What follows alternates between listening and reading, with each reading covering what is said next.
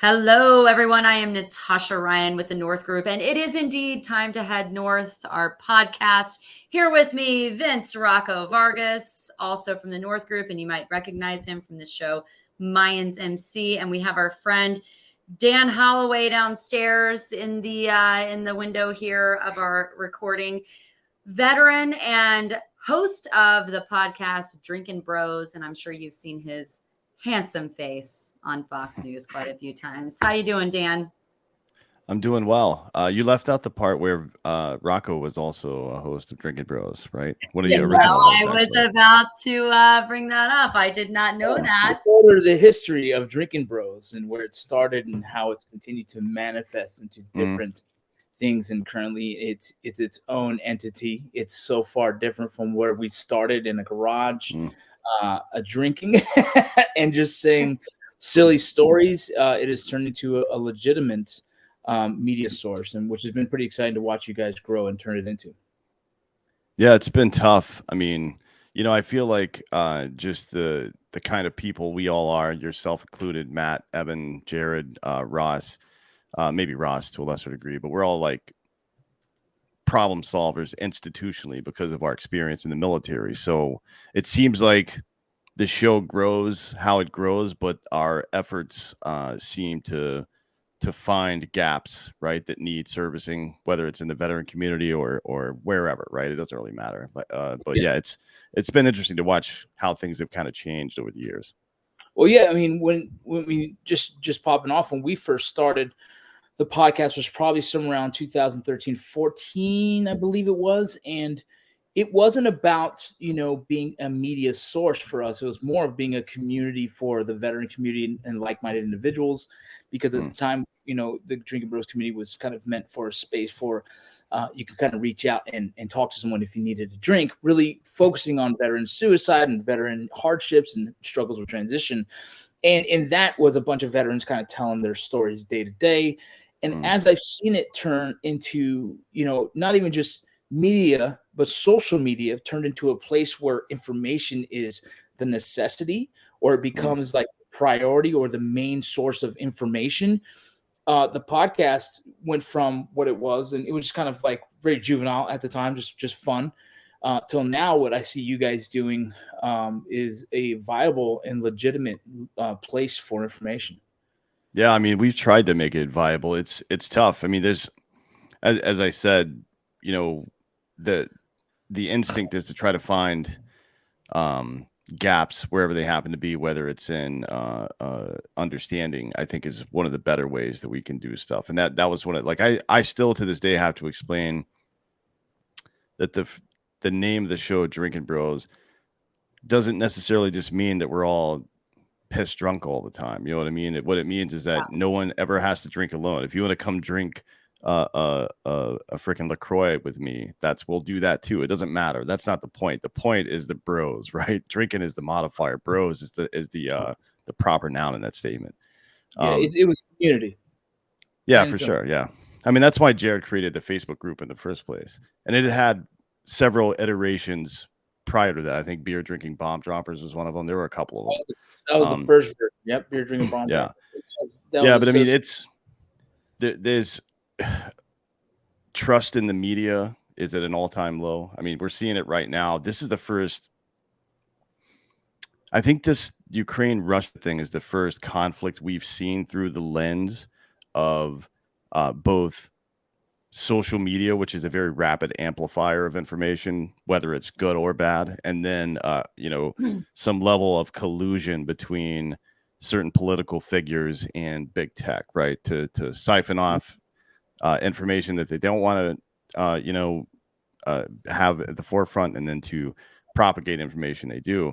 And I don't think people are ready for it. I mean, everybody kind of knew this was a possibility, but if you just talk to a random person on the street about this conflict, you're going to get one of three answers. You're going to get some stupid partisan nonsense from one side or the other, right? You're either going to get like, oh, this is, Zelensky's a crisis actor, and this was all because of NATO expansion, or you're going to get that, don't worry about NATO expansion over the last 30 years. Putin's just an evil guy. or you're going to get somebody who's like, you know what? I don't know what to believe. It's one of those three things.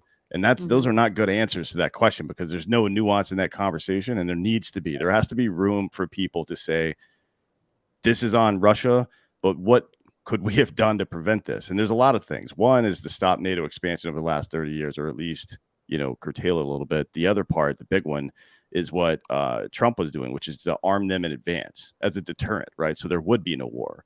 And we stopped doing that about a year and a half ago. I don't remember why. No clue. And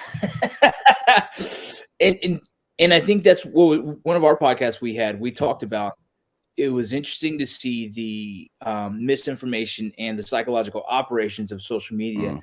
Super powerful for Ukraine to get, masses of actors, everything to support Ukraine, but then like sharing and making shirts and promoting these stories that weren't even true, right? They were like the Ghost of Kiev and the right. Snake Island thing. Yeah, it's just nonsense. And look, you and I have done quite a bit of war. It sucks, and I understand the need to message effectively and make sure that people know what's going on and support things. But it's the same. This is just carryover from the last several years of the West, which is people in power, patricians, have become very comfortable with the noble lie. The noble lie, insofar, what I mean by that is they've become very comfortable with, well, it's too hard to explain to these people what's actually going on, or they're not smart enough to make decisions for themselves. So we're going to twist and tailor this message so it makes sense for them. Maybe there's a couple of white lies in there. Well, I'm sorry, you can't get away with that anymore because we've got the fucking internet. You know what I mean? You can't do that anymore. Everybody can look up every single thing you say. So it's not. Yeah, of course. Yeah. And it's not just enough, or it's not just that they've told the white lies to manipulate people. It's what they've done to the institution, like the trust in the institution of public health, public safety, national security, the media in general. All of those things have been degraded now. And all that does is allow for rampant fundamentalism. Like people get confused and afraid, and being tribalistic, dumb cavemen, like we regress back into it's my side versus yours, even when that's not even the case. You know what I mean? And it's super dangerous. I mean, it's dangerous at the local level, but it's super dangerous globally. Who knows what's going to happen? I can't get over how tribal, that's the word I describe it, how tribal everyone has become. Just rabid, not open, not willing to have a conversation. And I do, it is misinformation, a lot of it, that has fueled all of this, and a lack of understanding. And coming from the media perspective, I got out of the media for reasons. But, we had this conversation, interestingly enough, Dan, in one of the other podcasts, because you frequently get asked, okay, where do I get accurate news?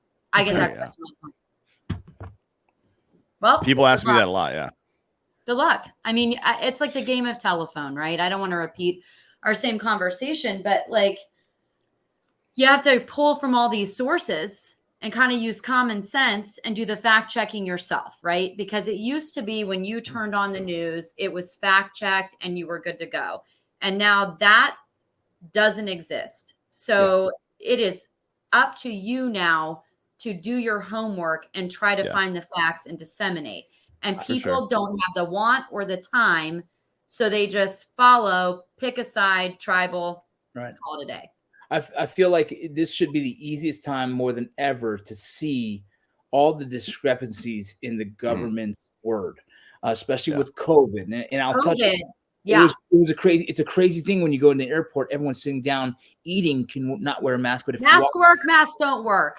That's your mask not here. Very simple things like that should be enough to be like, oh, wait, what? Right. And that is what bothered me, because my wife is a very, like, she just, I guess she was sheltered. She wasn't like me. She didn't go to war. She didn't chase the worst dude in the world. She didn't do these things. And so she's like, babe, I'm nervous. I'm like, don't listen to this crap. Like, don't listen to radio. Don't listen to this. Watch when I'm nervous, get nervous. You know what I mean? Because I'm like, always, I wake up in the morning, I read 3 different news things. I research. I text friends that are involved. I've texted Dan before, like, hey, bro, what do you think about this? I've done that because that's how I stay kind of current.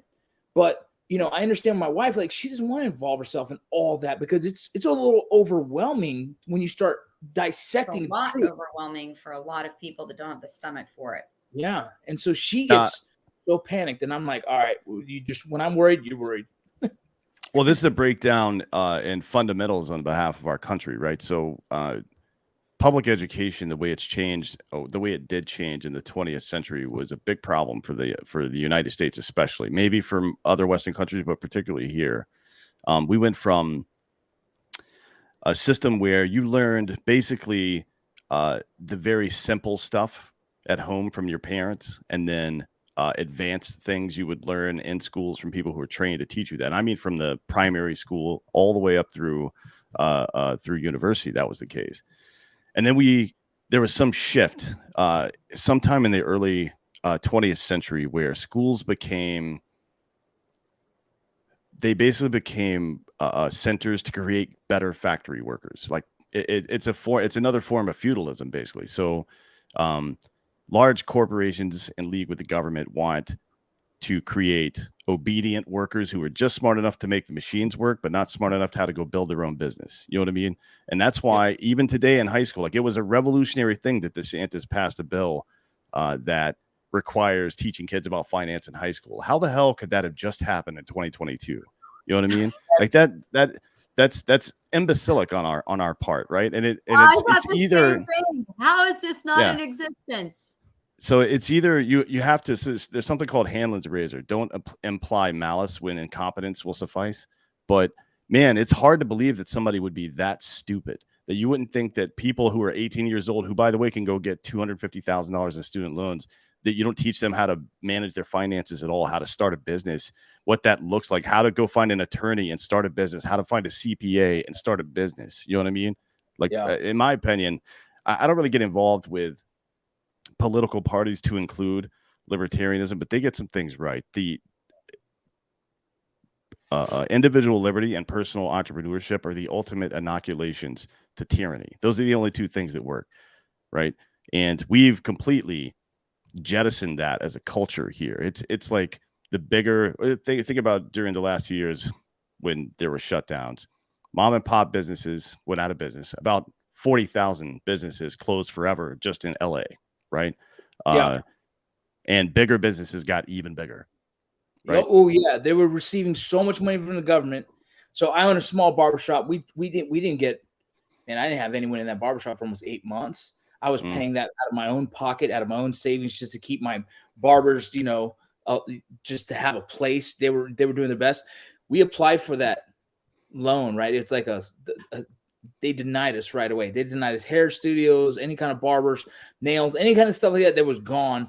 But then you have other companies that are receiving millions to stay alive. Yeah, I think something like $600 million just disappeared, right? There's currently, I think, $600 million in COVID relief funds that are unaccounted for that were supposed to go to small businesses. But a small business, the U.S. definition of a small business is a business that revenue is under 16 million a year, I think. So that's a pretty broad definition of what a small business is. Correct.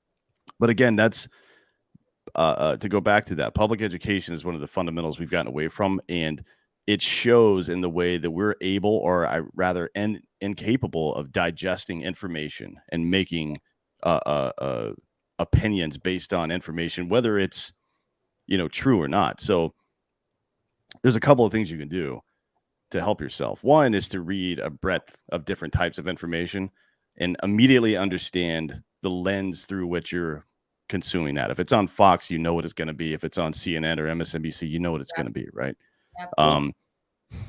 And once you hear a statement made, you should immediately ask yourself, is this claim falsifiable, right? Is this a claim that I could put through a test and find out if it's true or not? Or is it just somebody's opinion, right? And if it's the latter, then you may as well just dump that right out of your brain. There's no point in even thinking about that anymore. Like that guy, the spokesperson for, not Kirby. It was the State Department spokesperson. I can see his face. I can't remember his name, but he was like, we have it on good intel that Russia's going to run false flag operations. And a reporter in the audience, I think he was from I think he was from the Washington Post, actually. So it wasn't like a conservative reporter. It was like, well, what do you Right. mean you have intelligence? He goes, yeah, we have intelligence. He goes, well, can you share that intelligence with you? And he's like, I just did. I just told you. I'm like, no, you just said a sentence, asshole. That's not intelligence. That's you saying something, right? That's an Yeah. I just wanted to use that example because that is an unfalsifiable claim. That is a claim made that is not an empirical claim about the universe necessarily that can be tested and proved either right or wrong. And if somebody tells you stuff like that, let it go. That's not real. Yeah, but it's so hard to get people to break down the old walls that they put up for like information to say, listen, some of that might be true and a lot of that might not be true, but you have to really find that answer. And like I said, my wife, I've tried to explain to her and she goes, okay, good. And then she goes back to a news report. The fourth strand of Omicron's coming in. And she's like, oh, my God, babe, we need more hand sanitizer and toilet paper, right? And I'm like, hold up. Yeah. And no matter how much she lives with me, and this is kind of an example of the rest of the world, right? Your average person who doesn't experience this, it's just real easily sucked right back into it. And that's why, we see these, another strand. This like panic again. And that's just how easy people are sucked back into it. Well, and you have to remember how news works, right? There is a you have to be dramatic about things to gain attention. Unfortunately, that's how it works. Yeah. No one wants, those good news networks, they fail. Why? No one's interested in hearing. They don't create like, it's not a big deal. Don't worry about it. Well, there's your story. It's gone. So you have to that's why the teases are dramatic. And but why hasn't there been a bad news network that shows the bad news from both sides? Like if Jared Kushner took $2 billion from Saudi Arabia, I want to know about that. And if Hunter Biden took 15 million or so from Ukraine and from the mayor of Moscow's wife, I want to know about that too. I don't give a shit about Republicans and Democrats, right? I want to know what's right. And that either one of those would be good. Like a good news network would be fine. But good news isn't really news, right? So that's why we have the entertainment industry, in my opinion. But bad news is something that needs to be reported, and it needs to be reported accurately so we know who all the jerks are, right? So we can get them out of the way. Otherwise, I mean, it's like necrotic cells. If you're getting surgery to remove a tumor, it's you have to get all of it, right? And you have to get it fast or it metastasizes and it becomes the identity over time. Like you become cancer at some point, and it's untenable, right? For a society. If we want this society to continue, people from both sides have to be willing to drop, Rocco, what you're talking about, these walls they have up based on their prejudices. If it's conservative or liberal or Republican or Democrat, whatever it is, doesn't matter. You have to be able to face reality as it is. And if you can't, then we're going to live in a fantasy world until it collapses, right? And that's where we are right now. We are living in a fantasy world where people are questioning basic fundamentals of science, right? Because that's how they feel. This is ridiculous. This is the dumbest shit I've ever seen in my life. You said before, we've got all this information now. It should be hard to trick people. Neil deGrasse Tyson likes to say that we've got smartphones and dumb people. And he's absolutely correct about that. All this technology has done nothing to make us smarter. And that should tell you something, right? I mean, it should tell you something. It should tell you that this isn't the answer, right? We can use this to find the answer, but this is not the answer. This alone. Yeah. Yeah. No, for sure. I'm so curious because, you do have such a vocal passion for what you believe and you shoot the shit pretty freely. What kind of backlash do you receive on a daily basis for putting it out there? Yeah, people don't really do that to me for whatever reason. I don't know why. I mean, every now and again, if I'm on somebody else's show and they post on their social media, sometimes people will chime in. But my attitude is always pretty, if you can convince me, I'll believe you. You know what I mean? And I try to foster that kind of environment too, because otherwise I'm a hypocrite. You know what I mean? Like the evidence should be able to change your belief or opinion about something, because that's the point. That's the Socratic method, right? You build a hypothesis, you test it, you review the results of that test, you make a conclusion, and you build a new hypothesis, and you just keep going like that forever. That's how it's got to be, right? So, we get into scuffles sometimes with people, but for the most part, it's like if you can convince me with evidence of what you're saying, then I will believe you. You know what I mean? And I think that's a challenge for people. It's a challenge in a good way. I mean, it's like, instead of just, it's very easy to get your dopamine hit by going through Twitter and calling people dicks for saying stuff that you don't like. You know what I mean? It's a lot harder for people to challenge themselves, right? To be challenged. So I like to ask questions to which I know people don't have the answers. That way they have to look. And then just that whole process of going from one belief to new evidence to new belief is so critical. And it's critical for it to happen without us dancing on their graves. Like, see, I told you. Like, okay, well, you didn't know that either until you knew it. Everything you know, you didn't know until you knew it. So why are we criticizing people for discovering new things? It doesn't make any sense to me, anyways. Yeah, we don't get into a whole lot of heated debates like that for the most part. No, it's because usually when someone is talking smack, they don't know how to articulate their own argument.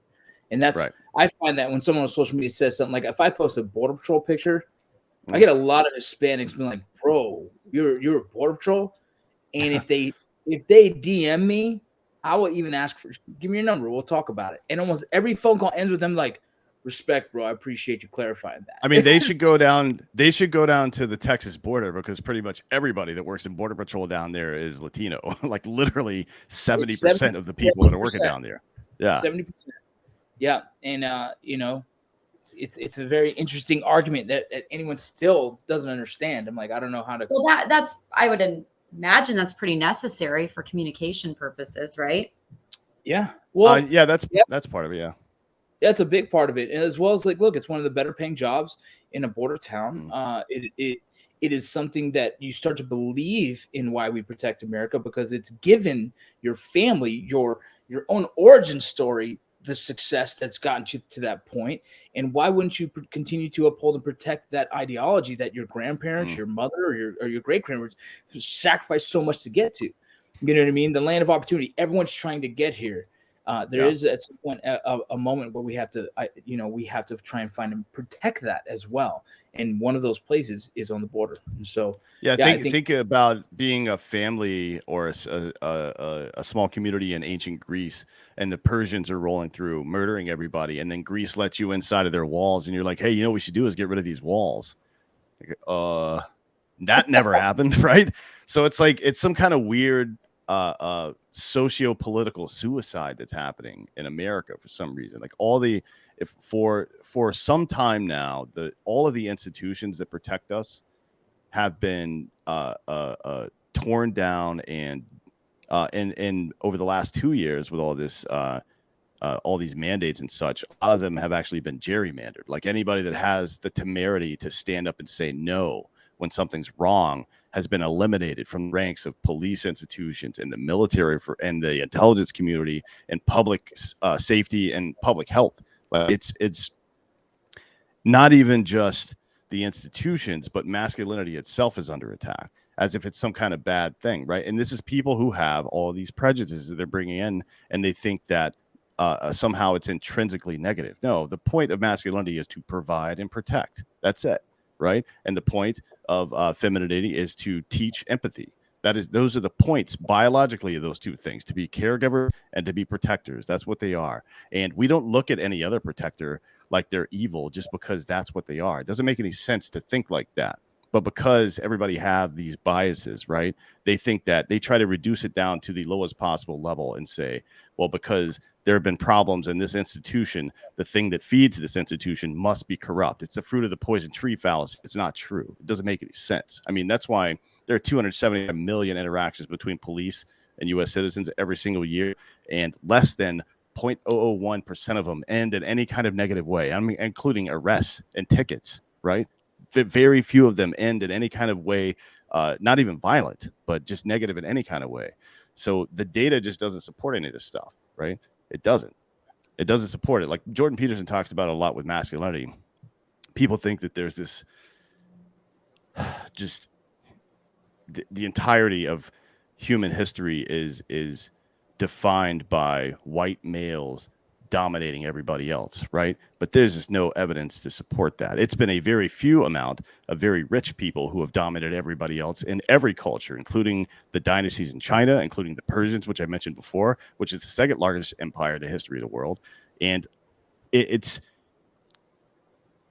why I believe so much in that individual liberty thing, right?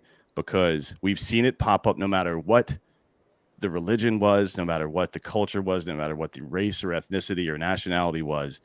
These bad actors rise to the top in every single empire that's ever existed, and they start to take advantage of everybody else, and they use their whatever influence they gather to build more influence, more power, more money, until everybody else is completely boxed out. And that's when dystopia happens, right? We can't allow that to happen here. I'm going to go ahead and have to disagree with you a little bit. Let's hear it. Because I think it's interesting, and I would agree slightly. I tend to, I was raised as a military brat, right? So my dad is the ultimate dude, masculine, tough, and a freaking teddy bear with my friends, right? And like the best grandpa that gets down on the floor and plays Barbies. So I don't think because you're type A here, that means you have the tendency to be more aggressive, or you could, dominate someone. But I will say, I don't all do. I don't know that a white man can tell a woman that, the white man dominating doesn't exist, because I don't necessarily believe that, as I wouldn't pretend to have the perspective of a black woman trying to go the route. Like, I don't know. Right. I've never walked in her shoes. I'm not really interested in people's personal perspectives though. Right. I mean, that's not data. That's by definition not data. But then right. How do you measure data? I measure it in the fact that, like, let's say today's society, right? The United States right now, it is very largely dominated by older white men. There's no question about that, right? But not all white men. That's the difference that most people just don't seem to be able to grasp. 0.01% of the population basically dominates everybody else. Now, there are some people of color in there. There are some women in there, but it's primarily older white men. And that has been the case through most of European history. But it has always been less than 1% of people who are dominating everybody else. So the categorization is a monolith to say that it's white men causing these problems. No, it's some white men causing these problems. And it's most white men who are dealing with the same bullshit that everybody else is. You know what I mean? It's statistically speaking, that's how it is. The vast majority of people. That's why the left in America has completely lost everybody.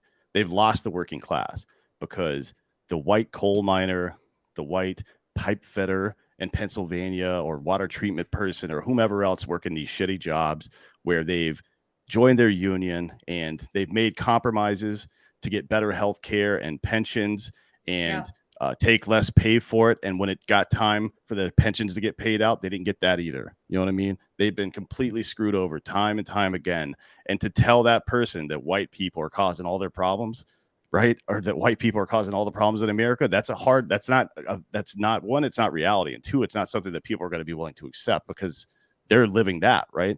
Like they are the proof that that's not true. Well, the problem is blanket statements, right? Yes. And I've lived in Altoona and Johnstown. I've seen that, right? Old rail town, old cold. Like, I get it. And like, I've worked with those photogs whose dads lived in the, like, I get all of that, again, first job, survived on dollar cheeseburgers. I'm not coming from any sort of sense of entitlement. I'm just saying, like, I don't blanket statements are the issue, right? Are all white men dominating? No, you're right. The other point about politicians are people who are like 65 plus are generally considered by most societies to be unemployable. But for some reason, because of their age, because they're out of touch with what the fuck is going on in reality right now, but they are the dominant force in American politics. How could that be? How can the people who are making decisions for our life, they're making decisions, right, that do not affect them? One, because they're in the patrician class, and two, because they'll be dead before the changes make any impact. So that's one thing. The other thing is, this poem about, well, it's not a poem. It's a story about ants in a jar, right? So if you put fire ants and black ants in a jar together, put some sand in there, they will go about their business, build habitats, and ignore one another completely. If you shake the jar, they will attack one another and kill one another because they think the other ant shook the jar, but they never stop to ask who actually shook the jar, right? So this is the point. That's why the left lost the working class. The black person in South Central who has this culture that's completely tuned out of the American experience because they've been kept from it for so long, right? Because $1 trillion was robbed out of the black community from not being paid for labor during the slavery period, and 83% of all wealth comes from your family giving it to you, right? Whether it's equity in a home or cash or whatever it is. And the GI Bill came out, right, during Jim Crow. So yeah, technically you can go to college, sure, yeah, if they'll take you, but they can say no until 1965, 20 years after the goddamn war ended. You know what I mean? So the apparatus that built the middle class in this country completely off limits for most black people unless you live nearby to an HBCU. It's why they're so important. All this stuff happened, but that person has so much more in common with the West Virginia coal miner than he does with anybody in DC, regardless of what their political beliefs are. Right. So we need to start asking who shook the jar. It's not white men. It's power hungry pieces of shit that have made politics their career. Right. That's the difference. Damn. I got a question. Let's change it up a little bit. Did you see the Will Smith smack? Was that real? Are we back on this? I'm going to say this real quick because I'm curious to know Dan's, because Dan seems to research these things way more than most people. And I'm curious if you thought it was part of ratings. There was part of me that considered that for sure. And then I remembered that video from 2019, the one that resurfaced last week of Jada filming him against his will, right?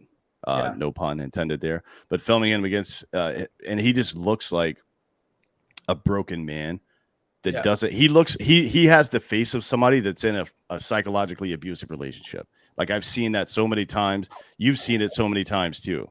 You know what I mean? He looks like the kind of guy that feels like he has no options. He has no hope. And people will say, oh, he's a millionaire. He can do whatever he wants. Kate Spade was a millionaire too, right? She fucking killed herself. That stuff does not matter, man. That's psychological abuse where you get where you progress from Stockholm syndrome into like the kind of new realization that like, oh my God, this is going to be my life now, and there's nothing I can do about it. That is, I was abused as a kid, so I know what that feels like. You know what I mean? To be trapped in a place with somebody and feel like there's no way out. It sucks, and that's what I saw on his face. So once I went back and reviewed that old video of her giving him the business, I was like, man, this woman is a terrible, terrible human being. Yeah, it just feels so insane to see something like that. Here's this is part of the whole receiving information. What information is digestible? That was the biggest thing we've had on the news. I mean, the Ukraine thing all stopped. People stopped talking about Ukraine. People stopped talking about politics. Everything went wayside because of a smack. And the crazy thing about that is I'm flying to LA to go film Mayans. And as I'm getting out of my car, kiss my wife, hug my kids, and I'm walking, I start hearing it in my ear. People were playing it. And I get checked into backs, go to security. People are watching it on their phones. I'm getting the escalator to my freaking gate. People are watching it. Everyone around me was watching that clip, and it blew. I was so like uncomfortable. I was like, "Whoa, man, we are definitely I'm living in a simulation right now." That's how weird it was. That moment was like, all things stopped because Will Smith smacked Chris Rock. It was like that's how influential our media has become, and not in a good way. Like that's a great example of it. You're right. And that was like, that's just trying to bring that back. Like that blew me away. And I was the whole flight. I was like, man, that is uncomfortable to know. And Hollywood is some of our highest paid individuals in the world. Yeah. I mean, it was a surreal moment. It was more surreal that no one did anything about it. Correct. That was kind of odd to me, honestly. But um, It's I not a think place that's of why conflict. people thought it was staged, right? Yeah, but Like, it's how also does no one do anything there about it? is no I conflict. honestly, it Yeah. was so crazy. I think most of the people in the audience thought it wasn't real. Probably, right? You have to assume that. I would not have thought that was real if I had been there. I probably, right? Until the commercial break when he started to show more emotion and stuff, Yes. then it's real. But I didn't think it was real when I saw the clip. When I heard him Mm. say, keep my wife's name out of your mouth, and how Yeah. uncomfortable and how silent that was, there's no way that wasn't real in that moment. It was too uncomfortable. Yeah. I mean, it's but again, we have that whole scenario is pretty common, right? The woman who's psychologically abusive to the man, and it's not going to get a lot of play, right? Because it's so much more obvious when a man abuses a woman, because typically it's violence. You know what I mean? It's so much more obvious, and it's almost like post-traumatic stress. Like, you can't, if a dude loses a leg, you can see that, like, oh, that sucks. Park in the handicap spot. But if a dude's brain is all jacked up with TBI or something, it's hard to see that sometimes. And I think that's a bit of a problem. But it's the thing I respected most out of that situation was Denzel Washington being the old dad that he is. Like, that's just who he is in my brain, as an old dad. And at first I was like, man, I can't believe he's like comforting the guy who actually just committed assault. And then, a couple of days later, processing all this stuff, remembering or seeing again the Jada Pinkett video where she's like talking about the red table stuff, and it's just so uncomfortable. I'm like, man, Denzel may have been the only person that got any of this right this whole time, which shouldn't be surprising. I mean, that's who he is as a person. He's you know about him. He's like he shows up at VAs and just writes checks and stuff all the time. You never hear about it because that's not the point for him. So I think all these things give us an opportunity to. I mean, you working in a security background and this being a security company, the best time to do a security review is after an incident, right? Because everything's fresh. It's like pouring water into a bucket and seeing where the leaks are. And that instance, when stuff like that happens, I tend to try to figure out who did the right thing. It's obvious who did the wrong thing, but who did the right, like, because how are you going to learn, right? I mean, do you watch terrible you play baseball? You're going to let your kids watch terrible baseball players to learn the fundamentals of baseball? No. Try to find, it's what Mr. Rogers said back in the day, look for the helpers, right? But as an adult, I don't need anybody to help me, but I can learn stuff from people based on how they react in extreme circumstances. And I think a lot of people should have taken some time to learn from Denzel Washington in that case. That's my take on that whole situation. The rest of it, I don't really care about. Yeah. No, isn't it crazy how when we have that, no matter if you're female or male, right? You go through some sort of psychological, emotional abuse, and you truly get backed into a corner. And there are those moments where you're in fight or flight, and your response is it's purely out of trauma, right? It's just you're conditioned to have trauma responses, and you can't. And then you look, years down the road, and you're like, hurt people. What was that? Exactly. I have to bring this up. Vince, because I got called out on the last time we had this discussion about the ghost of Kiev, because we've said, no way, false information. Correct. I got called out by Ukrainian friends that have intimate knowledge of this. And they said, absolutely true story. They believe it's true. 100% know the people involved on the peripheral edge of it, and 100% say this is true. So I have to at least say that out of respect for my Ukrainian friends. I get it. I almost feel as if it is such a beautiful romanticized story that they have to hold on to that. From what I've researched, it is not true. So I mean, I would love to find more information on that. Dan? No. Telling the line. No, I mean, evidence would change my mind, but there is none. And we've looked pretty hard, right? But I mean, look, again, the first casualty of war is always the truth. So who knows what's going on over there? Right. There's this general idea that Russia's losing the war, and that is a really silly and ignorant and dangerous way to think about what's going on right now, because that is not at all what the reality of the situation on the ground is. There may have been, I mean, you have to think about any kind of conflict like that. Yeah, you've got your op orders and stuff like that, so you're trying to achieve specific objectives. But when you go to war, Russia fights like it's World War II still. That's how they fight. So these wars of attrition that seem so out of touch for us, that's just the norm for them. They don't expect to have complete air dominance for 40 years. You know what I mean? Like we have. They don't expect to just go from Kuwait to Baghdad in 3 weeks. They don't expect that. That's not how they fight. So that's one thing. The other thing is that we don't know what their list of objectives are. Like I assume that one of their objectives was probably to either pressure Zelensky into resigning and installing a puppet, or maybe kill him. I think killing him would have been too unpopular. I'm not sure if Putin cares about that. He's a lunatic, but certainly creating some standoff between the two territories, Donetsk and Luhansk in the east, that they want because of the natural gas, creating some standoff between the two, Lviv and Kiev, which is their two main cities in this center west part of the country. That's good military strategy to do that. It's good to start fighting over here so you can surround these areas and take them, right? And that's what they've done. And they're now this retreat where they're pulling forces back to collapse in on their actual target. That's not retreat. That's not what that is.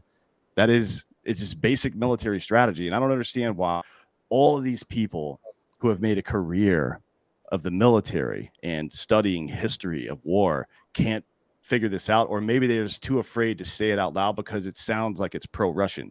I hate Russia. Those guys suck. Like everything they do sucks. They can't do anything correctly except for trick Germany into giving up their energy independence. But they can't do they don't do anything particularly well except for just hold geography, right? And the people that run that place are terrible, terrible human beings. Putin especially is a piece of shit. But the reality on the ground is the reality on the ground. And it doesn't do us any favors to pretend otherwise. It doesn't do us any favors to pretend that Zelensky's out there in his olive drab shirt, you know, like with a bandana around his head, like Rambo shooting M60s into the air. Because this is not reality. He's hiding in a bunker somewhere. And that's fine. He's the president. He shouldn't be fighting on the front line. Why would he be? But why do we have to create these weird ass stories that are completely untrue, and you can go find that they're untrue? That's the bigger problem, because then it diminishes trust in every other thing you say. I don't get it. It's like the propaganda is an important part of warfare, I guess, but it needs to change somehow because they're not doing it very well right now. It feels like the Hunger Games. Yeah, well, that's a whole other thing here in the U.S. That's a whole other thing. It's like we're 10 years away from most of the people who work in Washington just having facial modifications and crazy hair and whatever else, and then children fighting to the death for their amusement. It's so weird. That's the weirdest thing that's going on in America right now, is the very clear attempt by a small part of the left side of the country trying to groom children to believe how they believe about certain things that are completely unsettled science, but they're trying to teach them as fact to children who are 5 to 8 years old, and getting upset when you say, hey, maybe let's not talk to 5 to 8 year olds about that. You know what I mean? Like that's a pretty good litmus test. If somebody says that I want to teach your child about like transitioning and gender theory and stuff like that when they're 5 to 8 years old. Now, we've had lawsuits about this stuff before, like with religion in schools and with Joe Camel, right? Like targeting children specifically to get ideas in their head before they have a sophisticated enough brain to fight against it. You know what I mean? So it becomes real to them before they ever have any opportunity to process information and live their life. We've gone through this with so many, like alcohol and tobacco before, and now it's happening, and it's just weird. It's a weird hill to die on, don't you think? Of all the things that you could stand up for, that one seems very bizarre to me. I think at 5, I want to control what I decide my 5-year-old should hear. Yeah. Yeah, So you don't co-parent. You don't co-parent your children with the state. Like the state has no say in how you parent. Yeah.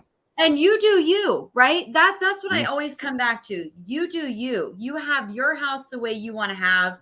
I don't. That's fine.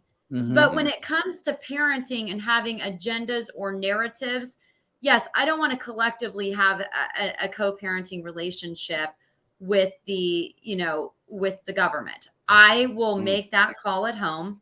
I will have the conversations, whether I agree or disagree. It should be my choice to have those conversations at 5 years old. Allow parents to parent. Like, it's like in your household, your kids can watch whatever TV shows. In my house, my kids don't watch Mayans. You know what I'm saying? Like, let every parent. Let them choose the capacity. But I also wouldn't want the elementary school where my 5 to 8-year-old is going to school to have CNN or Fox News or MSNBC on television all day. I don't want that crap. Like, let them learn about how to share with other people, like basic fundamentals of being a decent human being, and then maybe some math. Who knows, you know? Guys, we're going down a whole nother rabbit hole, and we need to wrap it up. Dan, you can come back and we can talk about this another time, but we do need to wrap here. So, Dan, tell us when and where we can check out Drinkin Bros. Well, it's on any audio platform for podcasts you use. We're on YouTube. We've got some additional things on Patreon, like Jack Mandeville does a weird ass show on Patreon. If you're into that sort of stuff, if you know who Jack Mandeville is, you'll enjoy his program, I guess. But he's great. So you can find me at Dan Hollaway on all social media platforms and Drinkin Bros Podcast pretty much anywhere. You just type in Google, you'll find us. Awesome. Thanks. And of course, you can check out Time to Head North on those same audio platforms. And we push out on social media, and be sure to visit TNG's website at tngdefense.com. Vince, love you, buddy. Dan, thank you so much. And we will see you all soon. Thanks for joining us.